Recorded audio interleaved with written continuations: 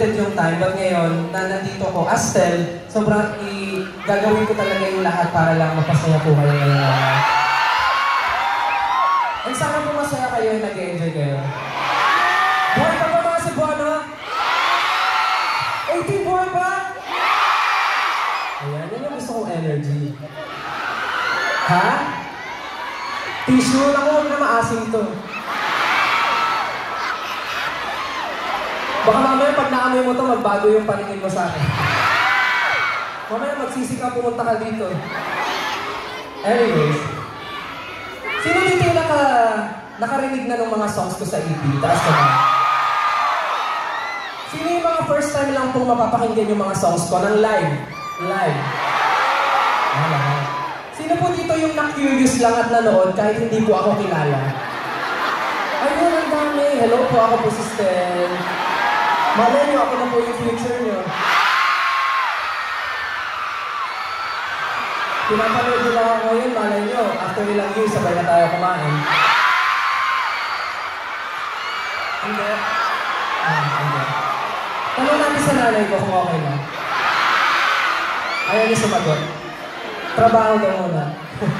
Anyways, sana nag-enjoy po kayo sa song na Anino. Yung next naman po na i-perform ko, alam niyo po ba na every time nakakantahin ko to, sobrang nag-challenge po ako. Kasi bukod sa nawawalan ako ng hilinga na kinakanta siya, yung title niya, napakahirap din sabihin. Alam niyo ba yung title ng song? Anong title? Ha? Ang damot niyo naman. Anong title ng song? Ba't nagtatago kayo? Ang damot-damot niyo. Sabihin niyo na naman yung title, ayaw niyo pang sabihin. Ano yung title ng song na next?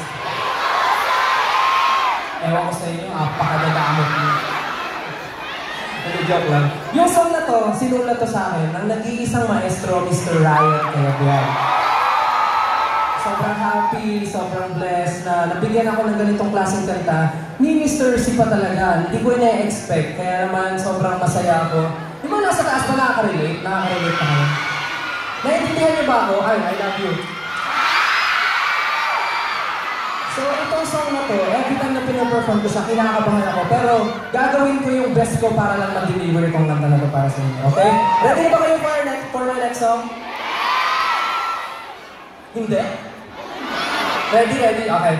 Next song, this is Di Ko Masabi. Di mo lang napapansin na itong